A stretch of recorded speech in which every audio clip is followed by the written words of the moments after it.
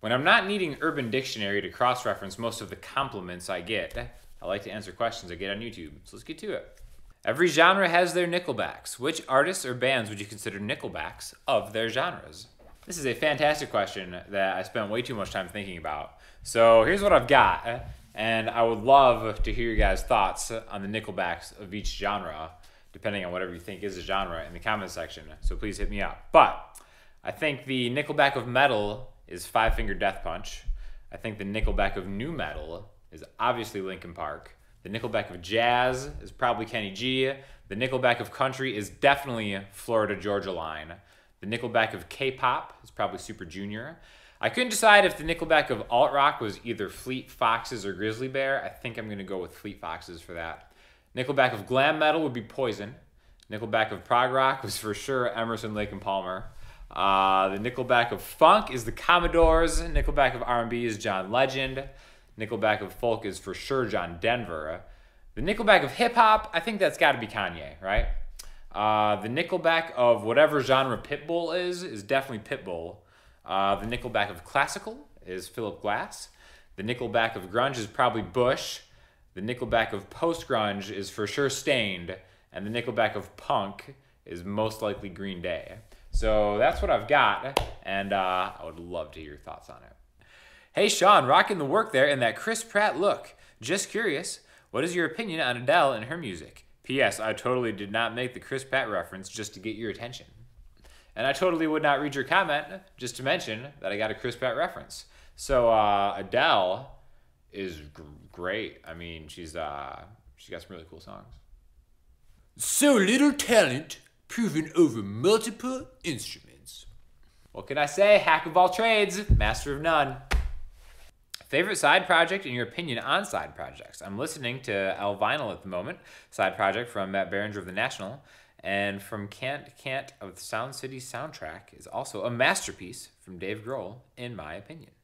So it kind of depends on what you consider a side project, but my absolute favorite side project by my definition is A Perfect Circle. It is Maynard, the singer from Tool, absolutely rocking it out. And Mare de Noms and 13 Step, I think is what they're called, are two of my absolute favorite albums ever. I think they rock so hard. Ever since then, I haven't really heard a lot of cool Perfect Circle stuff, but definitely love those two albums. But, I mean, who's to say? It's almost like Tool is Maynard's side project at this point. So, I don't really know. I am a big fan of side projects personally because I think a lot of times certain artists will kind of sacrifice maybe everything they can do to kind of fit in a band, which is kind of like how it should be. It should be kind of like a compromise and like a shared vision between people, in my opinion, again. So I think side projects are cool because they kind of let, artists maybe flex a little bit and do something a little bit different. So definitely, I'm a big fan of them. Them Crooked Vultures being another really fantastic one. Eagles of Death Metal, for sure, if you consider them a side project.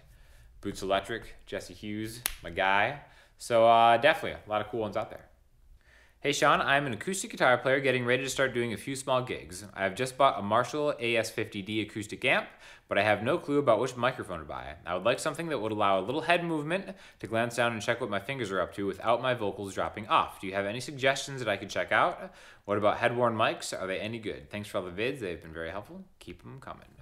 Congratulations on the new amp. As far as live microphones go, honestly, like Shure SM58 or an Audix OM2, I think are where it's at. What you're kind of talking about is a pickup pattern or a polar pattern for a microphone. Cardioid is basically going to kind of capture pretty much anything close in front of the mic with a little bit of stuff on the back and sides. Not actually not on the back at all, but some on the sides. You can get really tight focused microphones to get just what's in front of you, which kind of, if you're playing on a stage with other band members, those are pretty good. Like an Audix OM5, I think is really good at that. But like what you said, if you want to kind of be able to move around a little bit without having the microphone pick up just in front of you, I still think a Shure SM58 is kind of the way to go. You could go with like a head-worn mic, something like a Countryman or something like that. They sound good, but I think it kind of has too much of a little bit of like a Garth Brooks, Britney Spears type deal going on with that. But yeah, I like the Audix OM2, 58. You can't really go wrong. All right, for listening homework, we're going to do an acoustic song off the new St. Vincent album, which at first I thought was pretty awful, and then I listened to it like 10 times, and now I absolutely love it.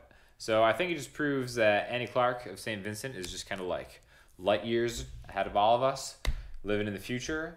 And eventually I came around to it, and now I'm a big fan. So definitely be sure to check it out. It's called New York. I prefer the acoustic version better, actually. Yeah, if you have any questions or comments, hit me up in the comment section, Instagram, Twitter, the website. I'll talk to y'all soon. Thanks a lot.